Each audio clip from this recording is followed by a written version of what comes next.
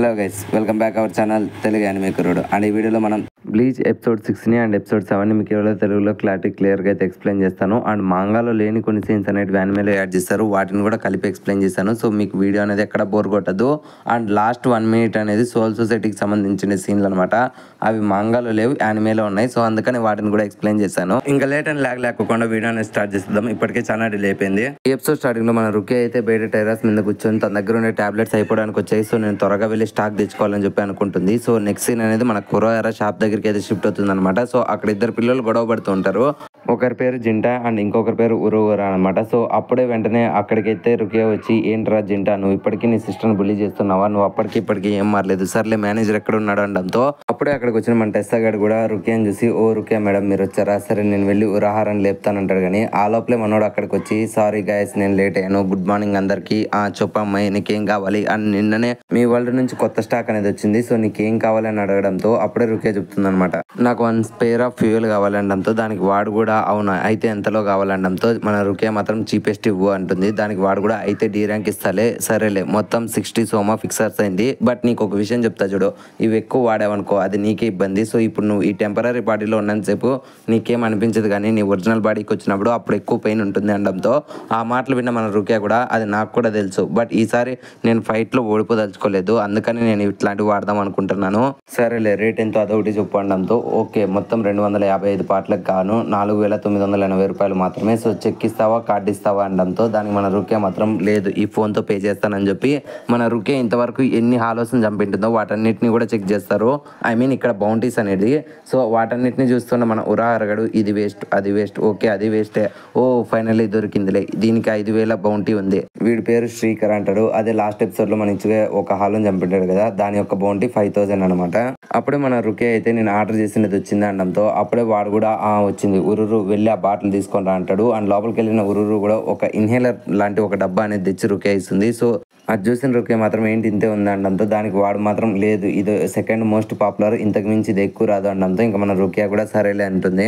Next scene లో మన Rukia అయితే ఇచ్చుగో దగ్గరికి వచ్చి తను ఏదైతే తీసుకుందో అది మన ఇచ్చుగోకి ఇచ్చి, దీని పేరు గికోంగాను, సో నేను ఎప్పుడైనా నీ దగ్గరలో లేకుంటే నువ్వు హాలోని వెంటనే అటాక్ చేద్దాం అనుకుంటే అప్పుడే దీన్ని వాడు, సో ఇందులో నుంచి ఒక పిల్లి వస్తుంది, నువ్వు ఎప్పుడైతే ఆ పిల్లి మింగుతావో నీలో ఉండే షినిగామి బయటకు వస్తాడు, అండ్ అప్పుడే నీ బాడీలోకి అయితే ఒక టెంపరీ సోల్ వస్తుంది అని చెప్తుంది. సో ఆ మాటలు విన్న మన ఇచ్చుకోగాడు కూడా ఓకే ఇది బాగానే ఉందిలే, బట్ దీని పేరేంది ఇంత దారుణంగా ఉంది అనడంతో అప్పుడే మన రుకే, అదేమన్నా నేను పెట్టిన అర పేరు, మర్యాదగా దొబ్బే, చెప్పిండేది మాత్రమే నేను, ఇప్పుడు ఒకసారి ఆ పిల్లు ట్రై చేయని చెప్పడంతో ఇంకా మన ఇచ్చుకోగాడు కూడా ఆ పిల్ల అనేది ఒకటి వేసుకుంటాడు. దెబ్బకి వెంటనే తనలో ఉండే షినిగామి బయటకు వస్తాడు, అండ్ వెంటనే దాంట్లోకి అయితే ఒక టెంపరీ సోల్ వస్తుంది.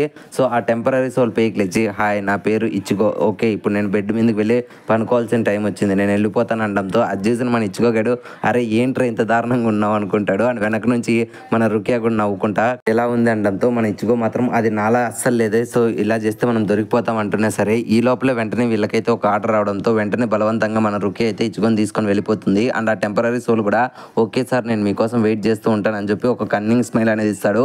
అండ్ ఇంకొక సీన్ లో అయితే మనకి ఉరోవరా షాప్ అయితే చూపిస్తారన్నమాట. అప్పుడే మనోడు వెళ్ళి ఒక బాక్స్ అనేది చెక్ చేస్తే అందులో ఉండాల్సిన ఐటమ్ అయితే ఉండదన్నమాట. సో వెంటనే ఉరుని పిలిచి ఇందులో ఉండే ఐటమ్ ఎవరికి ఇచ్చావనడంతో నేనే కదా రుకియాకి ఇచ్చాను అనడంతో వెంటనే వాళ్ళందరికీ మైండ్ పోతుంది అనమాట. ఎందుకంటే అదొక పూర్ క్వాలిటీ ఐటమ్ అనమాట. పక్కన ఉండే జింటాగాడు వెంటనే ఉరుని కొడుతుంటే ఆ ఉరాహరాగాడు మాత్రం సారీ ఇదంతా నా తప్పేలే, ఆ అమ్మాయిది ఏం తప్పలేదు, నేను దాన్ని ఆల్రెడీ డిస్పోజ్ చేయాల్సిండేది, అదొక వేస్ట్ ఐటమ్, ఒకవేళ దాన్ని కానీ ఆల్రెడీ ఆ అమ్మాయి తీసుకుంటే ఇప్పుడు ఆ బాడీలో ఉండే టెంపరీ సోల్ ఏం చేస్తుందో మనకు తెలియదు అని చెప్తుంది. అండ్ ఇంకొక సైడ్ మన ఇచ్చుకో బాడీలో ఉండే ఆ టెంపరీ సోల్ అయితే జిమ్నాస్టిక్స్ అన్ని చేసుకుంటూ ఉంటాడనమాట. అప్పుడే టీచర్ వచ్చి మన ఇచ్చుకొని తిడుతూ ఉంటే ఇంకా మనోడు మాత్రం అక్కడ నుంచి తప్పించుకోవాలని చెప్పి వెంటనే గ్యాల్లోకి ఎగిరి పారిపోతూ ఉంటాడు. అండ్ ఇంకొక సీన్ లో అయితే మనకి ఒరిహిమే, తట్సుకి అండ్ చిహురుని అయితే చూపిస్తామంట. వీళ్ళ ముగ్గురు కూడా లంచ్ టైంలో బయటికి వెళ్ళి మాట్లాడుతూ ఉంటారు.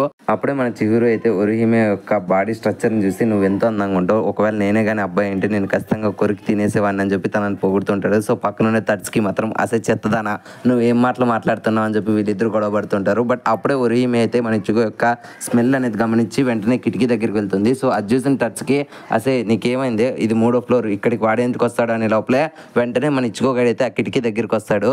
దెబ్బకు మనోని చూసిన అందరూ షాక్ అవుతుంటారు అనమాట. అండ్ అందరూ మన ఇచ్చుకొని నువ్వు ఎలా వచ్చావు అని అరుస్తుంటాడు. బట్ మీ ఇచ్చుకో మాత్రం ఒరిహిమేని చూసి తన చేతి దగ్గరికి అయితే వెళ్ళి నువ్వు ఎంతో అందంగా ఉన్నావు అని చెప్పి తన చేతికి అయితే కిస్ పెడతాడు. ఇంకా కోపంతో మన టచ్కి అయితే మన ఇచ్చుకొని అటాక్ చేస్తే మన ఇచ్చుకోగాడు మాత్రం నువ్వు కూడా దగ్గర నుంచి ఎంతో అందంగా ఉన్నావు అని చెప్పి తనతో కూడా ఫ్లటప్ చేస్తూ ఉంటాడు. అండ్ ఇంకొక సైడ్ మిషన్ కంప్లీట్ చేసుకొని మన ఇచ్చుకో అండ్ రుకే అయితే పరిగెత్తుకుంటూ వస్తారు. బట్ అక్కడ అమ్మాయిలు అరవడం అండ్ 3వ ఫ్లోర్లో అద్దం పగలడం ఇదంతా చూసి మన ఇచ్చుకో కొంచెం భయపడి వెంటనే రుకే అని అయితే లోపల నుంచి రమ్మంటాడు. అండ్ మనోడైతే కిటికీ దాకా వస్తానంటాడు.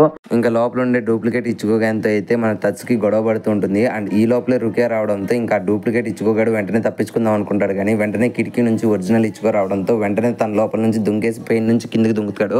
సో అది చూసిన మన ఇచ్చుకోగాడు అరే అలా దుంకితే పోతావురా అనే లోపలే మనోడైతే ఒక సూపర్ హీరో ల్యాండింగ్ ఇచ్చి అక్కడ నుంచి సైలెంట్గా ఎస్కేప్ అయిపోతాడు.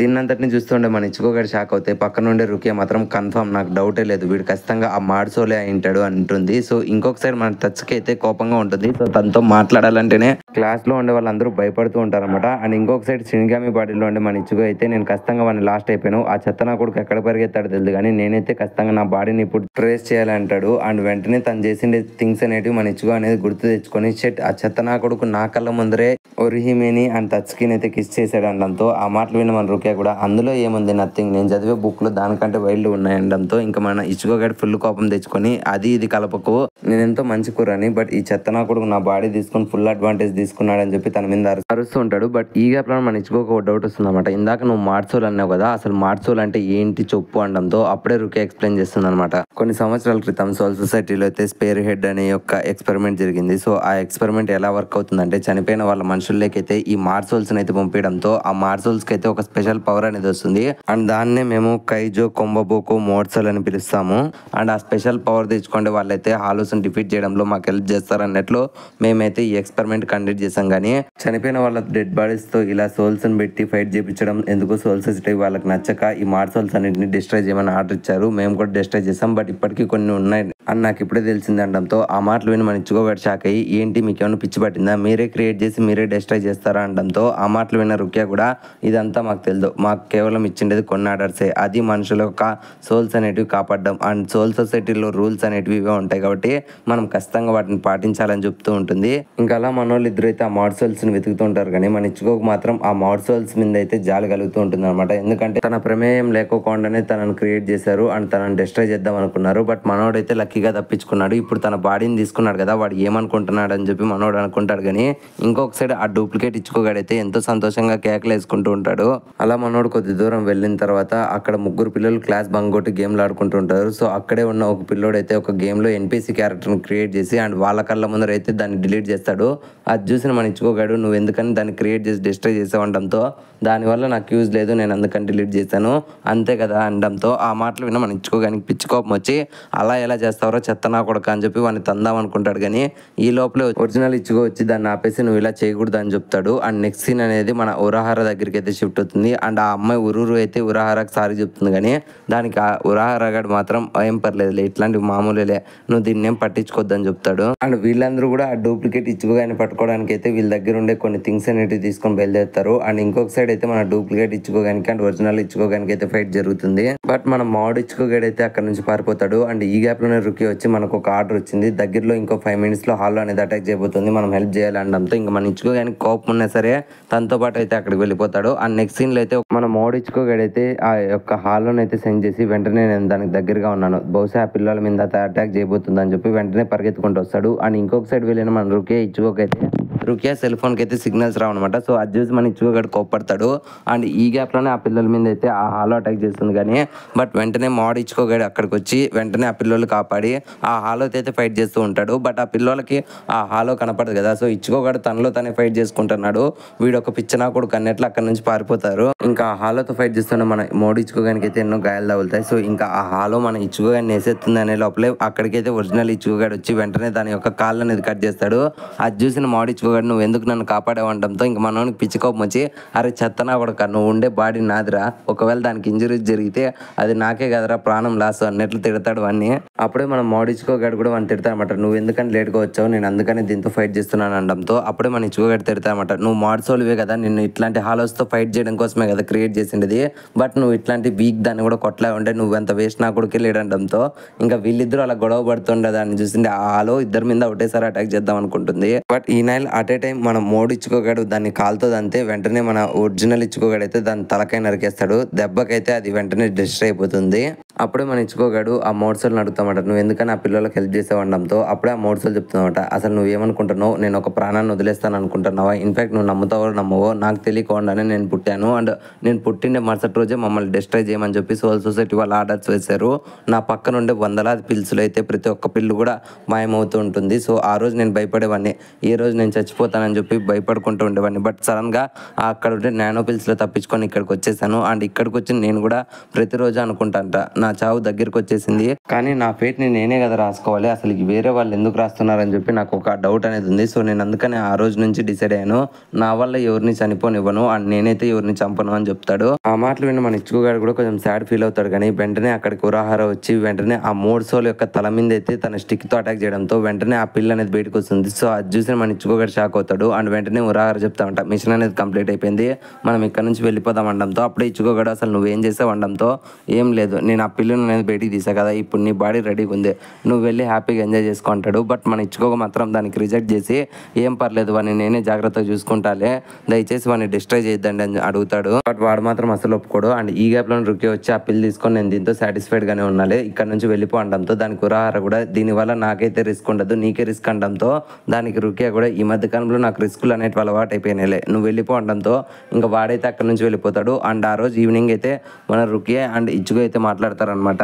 అప్పుడే రుకియా ఇచ్చుకొని అడుగుతుందన్నమాట, నువ్వు దాన్ని ఏం చేయబోతున్నావు అనడంతో వెంటనే మనోడైతే దాన్ని ఆ పక్కన ఉండే ఒక టెడ్డీ బేర్లు అయితే వేస్తాడు. సో టెడ్డీ బేర్లకు వేయిన వెంటనే ఆ మోడ్సోల్కి అయితే ప్రాణం వస్తుంది. సో ఇక్కడ ఈ నాయలు ఇద్దరు అయితే గొడవ పడతారనమాట, చిన్నపిల్లల మాదిరి నేను గొప్ప అంటే నేనే గొప్ప అన్నట్లు ఇద్దరు గొడవ పడుతూ ఉంటారు. అలా ఆ రోజు అయితే ఎండ్ అవుతుంది అండ్ నెక్స్ట్ డే మార్నింగ్ మన ఇచ్చుకోగాడైతే లేట్గా లేవడంతో వెంటనే ఆ మోడ్సోల్ అనేది మన ఇచ్చుకోగాడిని తిడుతూ, అరే చెత్తనా కూడా లేరా, ఇంతవరకైనా కూడా పనుకున్నావు, ఒకవేళ ఇప్పుడు కానీ నువ్వు లేకుంటే నేను కూడా నీతో పాటు స్కూల్కి వస్తాను, అప్పుడు అందరి ముందర నీ పరువు పోతుంది, నువ్వు ఇట్లాంటి టైం తెచ్చావు అనడంతో ఇంకా ఆ మాట పెట్టి మన ఇచ్చుకోగాడు కూడా దాన్ని గోడకి ఇసరి కొట్టి రే చెత్తనా కొడక, ఎందుకని రా పొద్దు పొద్దునే నన్ను ఇద్దరిని చెడగొట్టావు అని చెప్పి తిడతాడు.